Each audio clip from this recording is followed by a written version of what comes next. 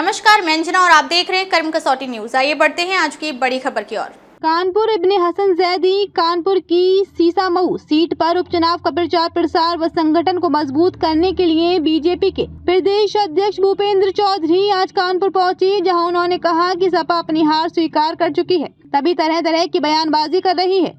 आपको बता दें कि बीजेपी के प्रदेश अध्यक्ष भूपेंद्र चौधरी सीसामऊ चुनाव को लेकर कार्यकर्ताओं के साथ बैठक की। बैठक के बाद मीडिया से बात करते हुए उन्होंने कहा कि बीजेपी सरकार अपने 7 सालों के किए हुए कार्य को लेकर जनता के बीच जा रही है और उनसे वोट करने की अपील कर रही है। उपचुनाव में लगातार अतीक अहमद का जिक्र किया जा रहा है, जिसको लेकर उन्होंने कहा कि सरकार ने अपराध व अपराधियों पर लगाम लगाया है। वे हमारे दृष्टिकोण और व्यवहार में साफ झलकता है। बटोगे तो कटोगे के नारे पर उन्होंने कहा कि बीजेपी सबका साथ सबके विकास की बात करती है और विपक्ष लगातार देश को जाति, धर्म व मजहब को बांटने का काम कर रही है। समाजवादी पार्टी उपचुनाव में अपनी हार स्वीकार कर चुकी है, तभी तरह तरह की बयानबाजी कर रही है। आपको बता दें कि भूपेंद्र चौधरी आम जनता से जनसंपर्क सुरेश अवस्थी के लिए वोट मांगेंगे।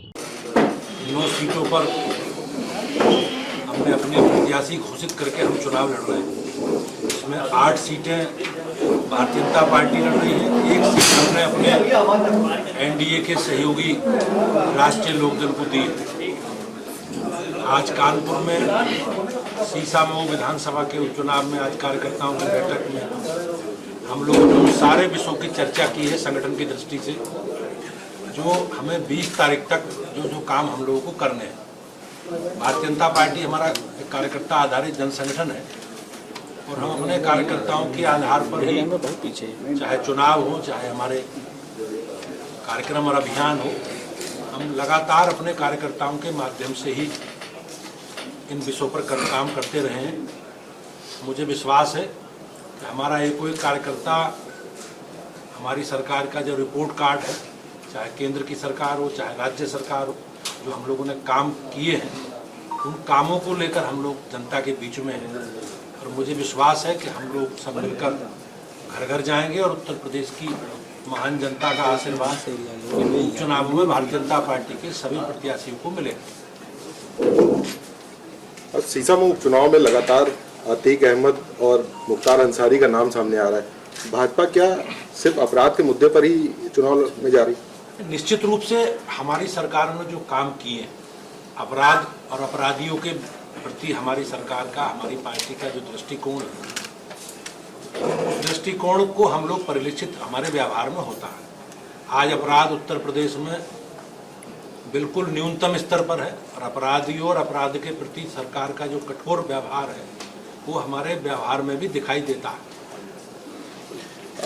मुस्लिम बड़ी संख्या में सीसामऊ सीट पर है, लेकिन भाजपा पूरी तरीके से आक्रामक है, कह रही है कटोगे तो बटोगे। तो लगता है कि मुस्लिम वोटर ऐसे बयानों से भाजपा को वोट करेगा? हमारी पार्टी, हम सब लोग हमेशा सामाजिक समरसता और सामाजिक सद्भाव की बात करते हैं। हमारी पार्टी का संकल्प है सबको साथ लेकर चलने का, माननीय प्रधानमंत्री जी ने भी कहा है। और ये विपक्ष के लोग समाज को जाति, भाषा, क्षेत्र के नाम पर बांटते रहे और देश को कमजोर करने का जो षड्यंत्र है इसके पीछे, ये देश के इस कमजोरी षड्यंत्र को प्रदेश की जनता अब समझ चुकी है, इनके एजेंडे को, उसे पूरा नहीं होने देगी। वैसे पिछले काफी समय से सीसामऊ में भाजपा नहीं है और जो ही जीत रहे हैं। कल मुख्यमंत्री जी भी काफी जोश में से कह रहे थे हम जीते, आप सब भी कह रहे हैं, क्या गणित है, जरा सो गणित बताइए। निश्चित रूप से जैसा मैंने कहा, हम लोग, हमारा कोई गणित नहीं, हम पार्टी हमेशा अपने कार्यकर्ताओं के माध्यम से अपना, हम सरकार में हैं तो हमने सरकार में जो पिछले 7 वर्षों में काम किए उसका पूरा लेखा जोखा लेकर, रिपोर्ट लेकर हम जनता के बीच में रिपोर्ट कार्ड लें।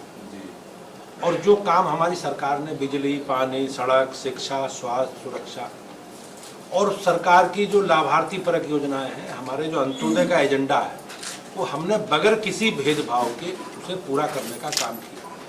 पुरानी सरकारों ने सरकार की योजनाओं का लाभ उन लोगों को मिलेगा जो शासक बल के लोग हैं, शासक समूह, हमने बगैर किसी भेदभाव के काम किया और उसी उपलब्धि के साथ, उसी रिपोर्ट कार्ड के साथ हम जनता के बीच में। जब जो मुस्लिम मतदाता है वो आपके पक्ष में जो है मतदान करे, इसके लिए कोई खास रणनीति है क्या? कल आपके एक विधायक ने योगी जी की जनसभा में मंच से कहा कि हर आतंकवाद मुसलमान, इसको भी किस संदर्भ में देखते हैं?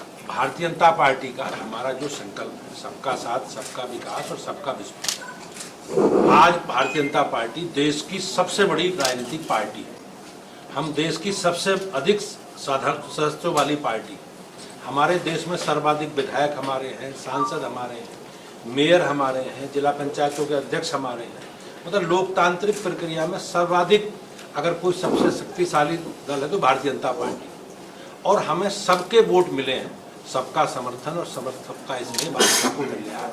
और हमारा जो संकल्प है सबका साथ, सबका विकास और सबका विश्वास, उसके आधार पर हम लोग आगे बढ़ रहे हैं। धार्मिक आधार पर, सामाजिक आधार पर, जाति के आधार पर, भाषा के आधार पर बांटने का काम और देश को कमजोर करने का काम हमें हमेशा विपक्षी दलों ने किया है। हम लोग सामाजिक समरसता की बात करते हैं और सामाजिक सद्भाव की। सर, विपक्ष लगातार आरोप लगा रही है कि चुनाव भारतीय जनता पार्टी ने पुलिस प्रशासन लड़ रहा है। दरअसल पूर्वा में एक व्यापारी को विधायक को रास्ता बनाना इतना महंगा पड़ा कि पुलिस ने उसको थाने और जेल का रास्ता दिखा दिया।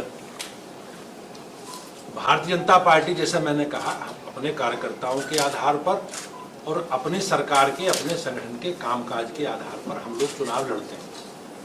पूर्व में जो हमेशा पुरानी सरकारों ने जिस प्रकार के अनुभव इनके रहे हैं, ये अनुभव के आधार पर इस प्रकार की बातें बोल रहे हैं।